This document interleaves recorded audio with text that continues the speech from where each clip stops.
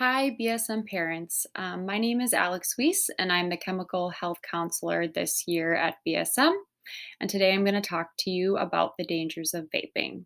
So, vaping has become very popular among today's youth, so popular that the US Surgeon General declared the use of e cigarettes among youth an epidemic in the United States. And according to the CDC, 1 in 5 high school students has used a vape in the last month. So, this is very concerning due to the high rates of teens using vapes. And so next, I'm going to go over what exactly is vaping. So, vaping or e cigarettes are battery powered devices that use electricity to heat something called e juice. And this creates an aerosol or a vapor that is inhaled by the user into the lungs. And what e-juice is, it's a flavored liquid nicotine product that is what is heated, vaporized, and inhaled. And so there's a lot of different names for these devices. Most popular name would be a vape, but they also go by e-cigarettes, Juuls, or other names. Briefly, I'm going to go over the different vaping devices. So here on the left, you'll see that there's tanks or mods, and these are devices that are refilled and recharged, and you would just buy the e-juice and refill it. And then there's the disposable vapes or the rechargeable ones, and these are usually pretty small and easy to hide. They look like household devices, like USB. Um, and they are usually, once they are done, you can dispose of them and then buy a new one. So, what's in the cloud? What is actually in the aerosol that your teen is breathing in? There's a lot of harmful chemicals that are thought to be linked to lung diseases and cancer. A really common cancer causing chemical or carcinogen would be formaldehyde, which I'm sure a lot of you have heard of. There's also heavy metals such as tin, nickel that can be found in the e-juice. And so, another important fact I wanted to note is that e cigarettes or vapes have only been around for about 10 years. And so, they haven't been around long enough to know the long term health effects yet. But I just wanted to compare that to cigarettes. So, cigarettes were around for about 30 years before researchers were able to start finding the long term health effects of cigarettes. And now we know that they cause cancer and they're very unhealthy. And researchers think that the same facts are going to be found about e cigarettes in the next, 30 years or so. So, vaping is the new look of nicotine addiction. So, now that traditional cigarettes, aren't as popular because we know all these health effects from them, um, big tobacco companies are now using e cigarettes to addict a new generation of users. And they are known to be promoted to youth because they use fun, fruity flavors to entice them, make them seem more engaging, more profitable, and they often are advertised on popular social media platforms that they know teens use, such as TikTok. And so, as we all know, the brain is still developing until about age 25. And so, if a teen or young adult uses nicotine before this, it can lead to addiction and harm the developing brain. Specific parts of the brain that can be harmed are the parts of the brain that control attention, learning, mood, and impulse control. And it's, been researched that oftentimes the younger you start using a substance, the more prone you are to addiction. Another important note I wanted to point out is that e-cigarettes contain really high amounts of nicotine. And so, for example, 1 to 2 packs of cigarettes, which is 20 to 40 cigarettes, are equal to 1 Juul pod. And I've heard teens going through a Juul pod anywhere from 1 day to a week. And so they are consuming really high amounts of nicotine, and this is very concerning. Another important um, thing that is happening is that now teens are vaping marijuana. And they are vaping high amounts of marijuana because when they are vaping marijuana, it's in a concentrated form.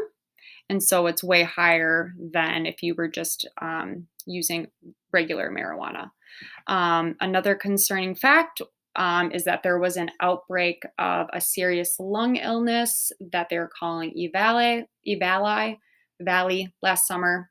And this led to almost 3,000 hospitalizations and 68 deaths as of February 2020. And a lot of these cases were of teens or young adults. And what researchers found was that vitamin E acetate, which is an additive and THC containing products, was strongly linked to this outbreak.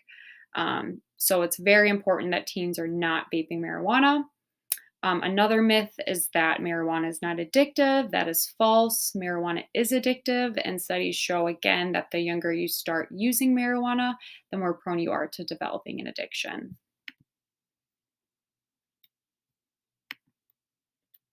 So, what to do if you find out that your teen is vaping?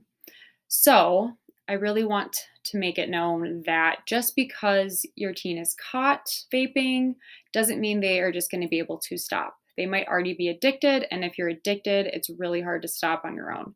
And so they might need some extra support from a counselor, a doctor, or maybe using some other type of tools. And I'm going to go over some tips on how to have a conversation with your teen after you find out that they've been vaping. So, first, it's important for you to know your facts before you engage in this conversation. So, I will send out an email with a lot of reputable sources that you can look through if you want to educate yourself on vaping. Um, Secondly, be sure it's a good time to talk with your child. It's a good time to have this conversation and have a plan for how you're going to bring it up. So, for example, it's not a good time to bring this conversation up if your teen is really stressed, or maybe it's first thing in the morning, they just woke up. It's good to have this conversation when you know your teen is more calm.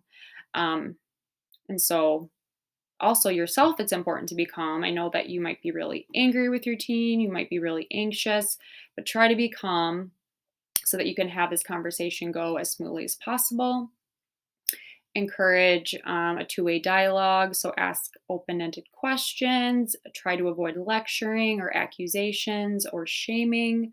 Oftentimes your teen, they know that they've done something wrong, and so they already have that shame, and so we don't want to just add more shame because that can make them respond with defensiveness. If you or your teen gets really upset, it's okay to take, a time out, cool down, and then revisit the conversation when you're both calm. Also, when you're having this conversation, try to listen and seek a deeper understanding as to why your teen might be vaping. Are they vaping because they're stressed? Is there an underlying mental health condition that they're using to cope? Is it because their friends are using? It's important to find kind of the root reason as to why they're using so that we can know how to best support them. So once you find out that they're using and you're aware of it, it's important to express that you do not approve of vaping, right? You don't accept this behavior, but you also realize that it's hard to quit and they might need some extra support. So make a plan together regarding the next best steps and appropriate consequences. So set some clear boundaries and expectations. So tell them, this is what will happen if we catch you again, and make sure to follow through with whatever consequence that you set. Also, let your teen know that you're there to support them, that you're going to help them, provide them the extra support that they need, and try to let them know that, if they slip up, you're there and you're there to support them. So here at Benilde, myself and every other staff here wants to help your child, right? So if they come to us saying, I'm vaping and I'm having a hard time quitting, we are not going to, give them a consequence. We are going to try to help them. But If they're caught vaping on campus, so maybe they're caught vaping in the bathroom, they're caught with substances on them, that's what would lead to a chemical health violation, and that's where consequences happen. If they get two violations within a year, they could be expelled. So it's really important that they know these consequences so that they might think twice about bringing substances to school. If they want to make an appointment with me, they can email me. I've provided my email address. They can sign up for an appointment through Power School Learning on the school guidance page. They can stop by my office, or they can just ask any staff here how to get in contact with me. So there's a lot of free resources that can help your child quit. I've provided a link with these resources, as well as links on more information if you want to do some more of your own research. So thank you so much for listening. And again, feel free to email me if you have any questions.